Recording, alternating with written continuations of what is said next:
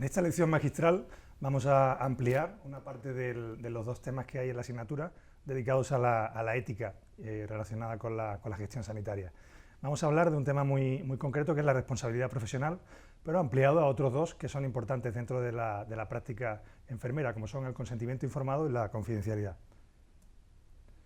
Empezaremos con estas tres partes. Una primera parte de responsabilidad profesional, hablando de lo que es la deontología y la legislación. Recordaremos algunos conceptos básicos que hay que tener en cuenta.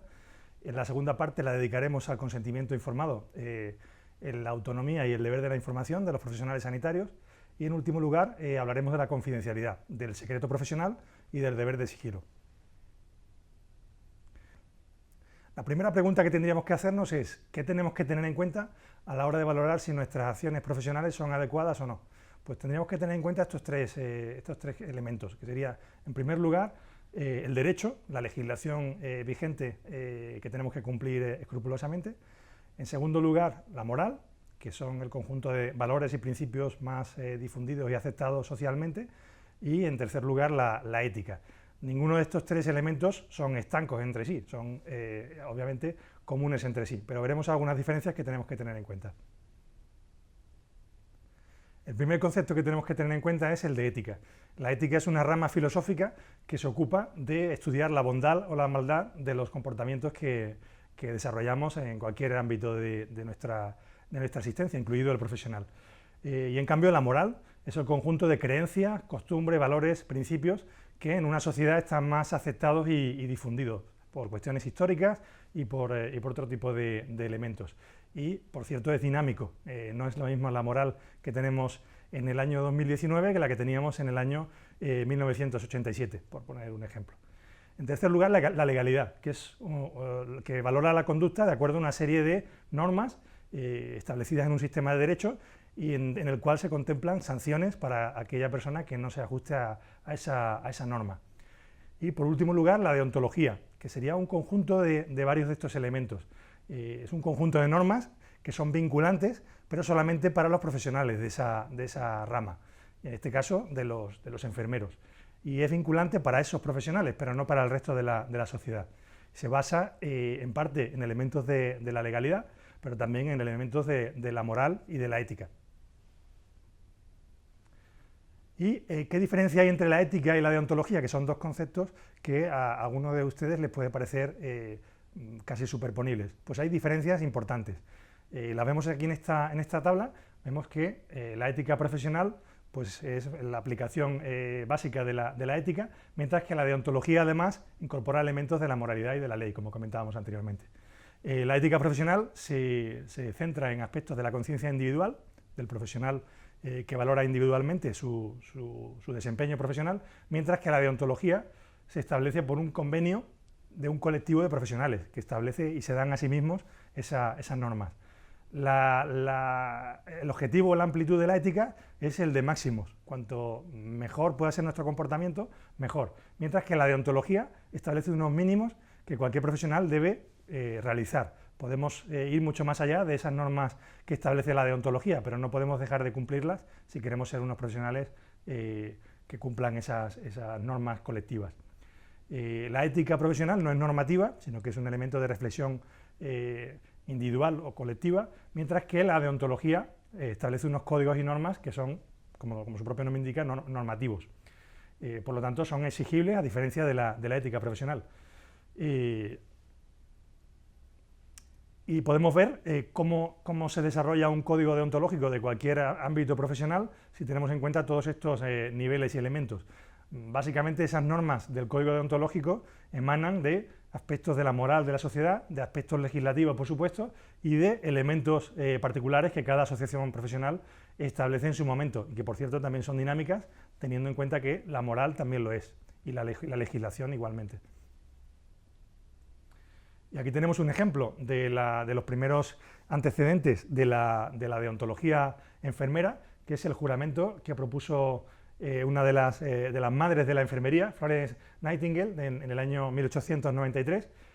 Si lo observan y lo estudian detenidamente, pues verán que hay cosas que son plenamente vigentes y otras pues, que están ampliamente superadas, como por ejemplo el último punto, que establece textualmente: seré una fiel asistente de los médicos, cuando hoy en día la enfermera no es ninguna asistente de ningún médico. Yo soy médico, pero la enfermera, ni yo, ni ninguna enfermera, ni ningún otro médico debe entender esa profesión como un asistente de nadie, sino que son colectivos profesionales diferentes que se deben compenetrar y que deben trabajar en equipo, pero cada uno con sus funciones y sus competencias.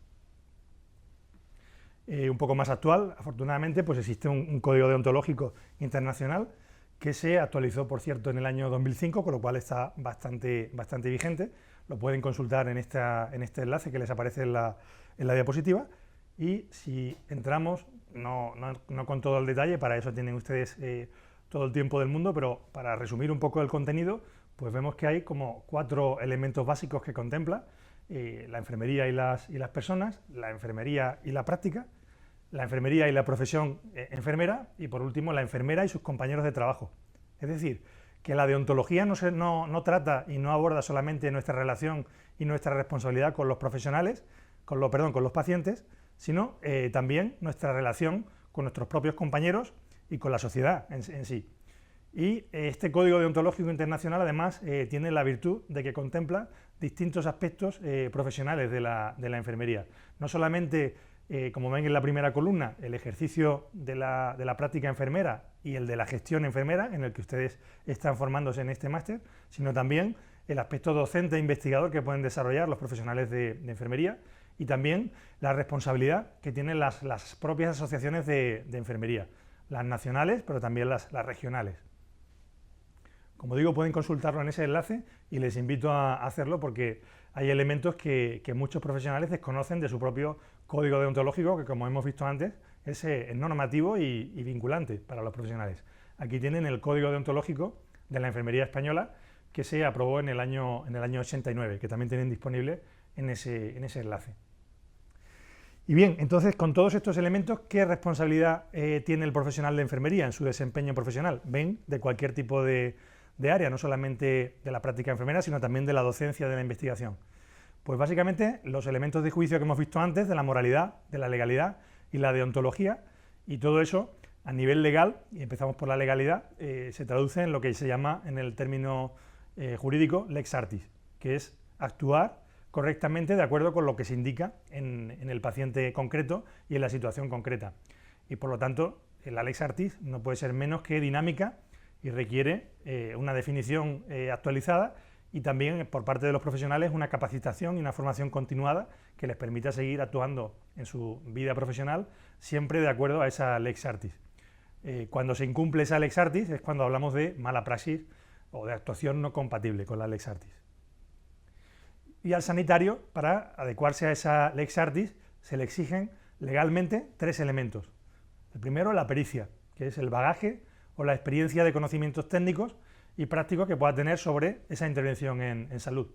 En segundo lugar, la prudencia, que es la evaluación del riesgo-beneficio que tiene el aplicar ese conocimiento técnico y esa práctica enfermera, en este caso, y con el que pretendemos recuperar el estado de salud del paciente.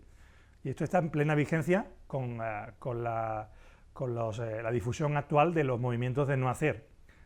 Precisamente los movimientos de no hacer lo que pretenden es evaluar el verdadero beneficio que tienen las prácticas profesionales, no solamente médicas, también de enfermería, y también hay asociaciones de enfermería dedicadas y que han trabajado intensamente en este tema, porque cualquier actuación profesional supone un riesgo para el paciente, como hemos visto y seguirán ustedes viendo en la asignatura 5 de seguridad del paciente de este máster.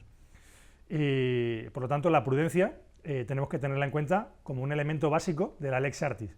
Y por último, la diligencia, que es aplicar de manera escrupulosa y en tiempo y forma todas las técnicas y procedimientos y todos esos elementos de prudencia que hemos comentado anteriormente. Con estos 3 elementos, en caso de reclamación legal de un paciente o de un compañero o de una sociedad, el juez establecerá la culpa basándose en la lex artis y en esos 3 elementos de la práctica profesional. ¿Y qué tipos de responsabilidad profesional se nos pueden exigir a nivel legal? Pues básicamente una responsabilidad penal, según las lesiones que se puedan causar de manera culpable, es decir, con la culpa, con el concepto de culpa que hemos visto antes, que es diferente al que utilizamos coloquialmente, como pueden comprobar.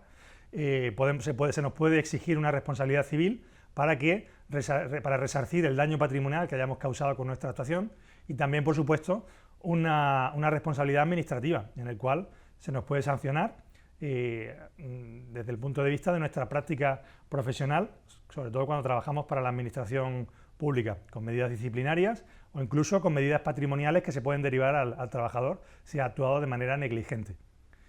Y por último, se nos puede exigir una responsabilidad deontológica, y en este caso ya no es una exigencia legal, sino profesional. Lo único que como profesionales de la enfermería, pues están ustedes sujetos a esas medidas disciplinarias, en este caso aplicadas por el Colegio Profesional de Enfermería. Y si seguimos con la legalidad, tenemos que tener en cuenta la Ley de Autonomía del Paciente del año 2002, en el que hay dos elementos a los que tenemos que prestar especial atención, por lo menos en lo que tiene que ver con la sesión, la lección que estamos abordando hoy. El artículo 4, que habla del derecho a la información asistencial, y el artículo 7, que habla del derecho a la intimidad, que desgranaremos en las siguientes diapositivas. En primer lugar, el consentimiento informado, que aquí pueden ver un modelo ya antiguo, del siglo pasado, y esto viene de mucho más atrás del siglo pasado. El consentimiento informado ya se aborda en el año 1917, la Corte Suprema en Estados Unidos estableció por primera vez, por lo menos que se conozca, que cualquier ser humano tiene derecho a decidir sobre qué se le debe hacer o no a su cuerpo. Esto en absoluto contraste con lo que decía el juramento hipocrático, que conocerán todos ustedes, que es en el que se establece el deber de no revelar nada al paciente sobre sus condiciones de salud. Es decir, la absoluta delegación de la capacidad de decisión y de la asistencia al sanitario en este caso. Afortunadamente se ha progresado bastante desde esa primera premisa del juramento hipocrático, y hoy en día nadie discutiría que el paciente tiene todo el derecho a poder decidir sobre qué se hace y qué no se hace con su cuerpo. Por lo tanto, el consentimiento informado es la forma de materializar esa alianza terapéutica que se establece entre el sanitario, y digo sanitario con toda la intención. Tenemos que superar el concepto de consentimiento informado como una responsabilidad exclusiva del médico, y tenemos que tener la perspectiva de que afecta a cualquier profesional sanitario, como veremos a continuación. Así que cualquier sanitario y el paciente establecen un contrato escrito, o generalmente escrito, no necesariamente, como veremos también a continuación, en el que establecemos cuáles son los beneficios, los riesgos y las actuaciones que se tienen que desarrollar tanto por parte del médico como por parte del sanitario, como por parte del paciente. Ven que el subconsciente me traiciona incluso a mí mismo, que tengo claro que el consentimiento no es solamente una cuestión del médico. Ese consentimiento tiene que aportar al paciente la información más apropiada para que él pueda comprender lo que le pasa, qué es lo que se le va a hacer, cuáles son los riesgos, los beneficios, y pueda tomar una decisión realmente informada. Por eso se llama consentimiento informado. No es una firma en un papel, es un proceso en el que tenemos que asegurarnos de que el paciente comprende todos los elementos de juicio y toma ese juicio de manera libre, y no puede tomarlo de otra manera si no es libre, si no conoce con detalle cuáles son todos esos elementos. Y el consentimiento informado es un requisito que se requiere para cualquier intervención preventiva, diagnóstica o terapéutica, es decir, para nuestra práctica sanitaria general, y se debe otorgar por la persona a la que se va a ver afectada por esos procedimientos, y de forma voluntaria, aunque se puede delegar en situaciones concretas, como puede ser un menor o una persona que no tiene la capacidad legal para decidir. El paciente tiene además que tener una capacidad de entender, que es justo esto mismo que estoy comentando. Tener una capacidad legal implica también una capacidad para entender. Y ese consentimiento tiene que tener una información que sea clara y comprensible. De nada sirve un documento de 20 páginas si el paciente no entiende lo que hay ahí. Eso puede ser un consentimiento, pero desde luego no es informado. Y en ese consentimiento se tiene que explicar cuál es la situación clínica, cuáles son las intervenciones que proponemos, pero también las alternativas y los beneficios y los riesgos tanto de la intervención que proponemos como de las alternativas. Y por último, un elemento que no siempre se tiene en cuenta, la capacidad del centro sanitario para intervenir en caso de que se produzca algún problema al desarrollar esa técnica. Eso también debería estar bien reflejado en el consentimiento. Por lo tanto, tenemos que tener en cuenta esos cuatro elementos dentro de la información. Y en el código deontológico de enfermería, digo bien, están detallados en esos 3 artículos que ven ustedes en la imagen, en los aspectos deontológicos del consentimiento informado. Es decir, aquí tienen la constatación de que el consentimiento informado afecta y es responsabilidad también de los profesionales de enfermería. El formato del consentimiento informado, pues en la mayoría de los casos puede ser oral o verbal, pero la forma escrita puede ser necesaria si se establece en alguna ley o si se establece en algún código deontológico particular. Tenemos códigos deontológicos internacionales, nacionales e incluso regionales, con lo cual tenemos que tener en cuenta qué es lo que dice el código para cada una de las intervenciones que tengamos que desarrollar en algún paciente. Y el consentimiento escrito y refrendado por el paciente y por el sanitario debe ser mantenido por ambos. ¿Qué quiere decir esto? Que el paciente puede retirar en cualquier momento el consentimiento que se ha otorgado inicialmente. Evidentemente, en un proceso que sea largo. Nadie puede dejar de hacerse una cirugía o nadie puede dejar de hacerse una prueba justo después de habérsela hecho. Pero en algunos tratamientos, como puede ser varios ciclos de quimioterapia a lo largo de varios meses, el paciente puede cambiar de idea y tiene derecho a cambiar de idea. Y lo que dice la legislación en cuanto al consentimiento informado, es decir, lo que nos obliga la ley a cumplir en relación al consentimiento informado, también está reflejado en esa ley de autonomía del paciente que comentábamos anteriormente, y hay 2 artículos dedicados exclusivamente y específicamente a eso, al consentimiento informado y a los límites del consentimiento informado y el consentimiento por representación de terceras personas. En este artículo que les recomiendo consultar, pues se habla de aspectos interesantes y prácticos sobre cuál es la obligación de los profesionales sanitarios en relación al consentimiento informado y en su responsabilidad de los eventos adversos derivados de la práctica sanitaria por haber hecho o no haber hecho adecuadamente ese contrato que decíamos que es el consentimiento informado. Les invito a que lo lean porque es de especial interés para este tema y lo tienen disponible en el enlace que les aparece a pie de diapositiva. ¿Y qué podríamos decir o qué tendríamos que decir fundamentalmente sobre la confidencialidad? Pues la confidencialidad también está regulada a nivel legal, valga la redundancia, en esa misma Ley de Autonomía del Paciente. El artículo 7 está dedicado al derecho de la intimidad de los pacientes y básicamente tenemos que tener en cuenta dos elementos muy importantes que a veces no diferenciamos. Lo que es un secreto natural, que es el que se deriva de la relación entre 2 personas de manera íntima. Puedo contarle a un amigo un secreto y que ese amigo lo respete o no lo respete, pero hay otro elemento que es el secreto profesional, que es el que nos afecta a los profesionales sanitarios, que accedemos a una información que el paciente no nos da voluntariamente porque sea nuestro amigo, ni porque tenga especial confianza en nosotros, sino porque necesitamos esa información y el paciente necesita darnos esa información para que podamos informarles, orientarles y proponerles un manejo de su situación clínica. Por lo tanto, hay una diferencia importante, y es que el secreto profesional nos vincula aún más de lo que lo haría el secreto natural, mucho más allá de la ética, mucho más allá de la deontología y considerando, como hemos visto, también incluyendo aspectos legales.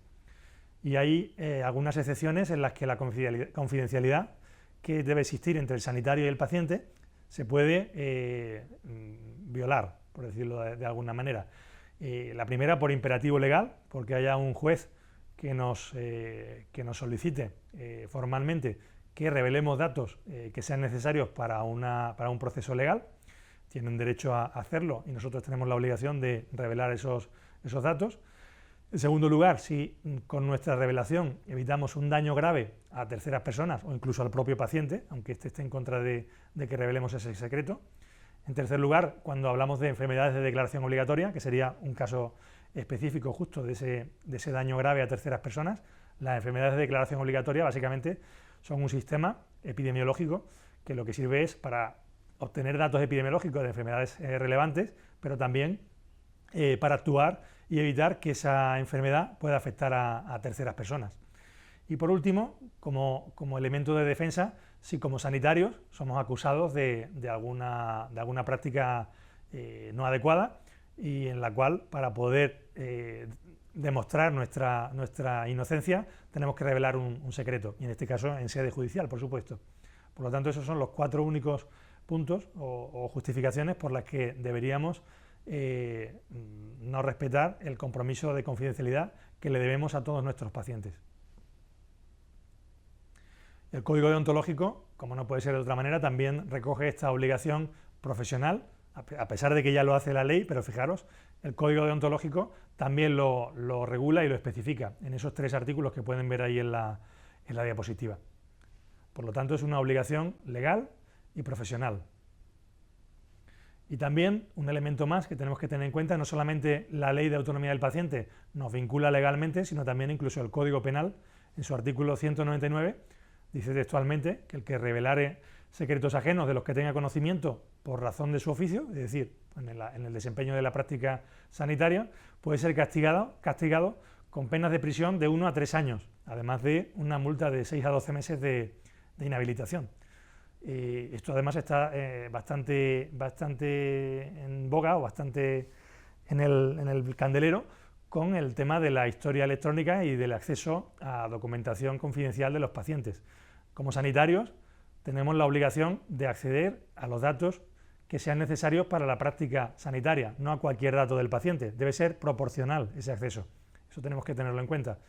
Ni siquiera con nuestro propio paciente, si no tiene nada que ver con el procedimiento que tenemos que hacer, tendríamos derecho a acceder a aspectos confidenciales sobre su ideología, si no tienen ninguna relación, por ejemplo, con el procedimiento que tenemos que hacer, o con un procedimiento que se está haciendo en otro servicio que no tiene nada que ver con el nuestro y que no afecta al nuestro. Esto se están dando casos, pues, de personas que acceden a más información de la que deben, o incluso a profesionales que acceden a historiales clínicos de amigos o de compañeros o de otras terceras personas, y que se ven condenados con este tipo de penas tan duras. Es decir, que tenemos que tener en cuenta que esto es un derecho del paciente y de cualquier ciudadano, y que no respetar esto implica sanciones de gran relevancia. Y con esto les agradezco la atención, espero que esta lección haya sido de su interés, y les animo a seguir continuando con los contenidos del máster. Muchas gracias.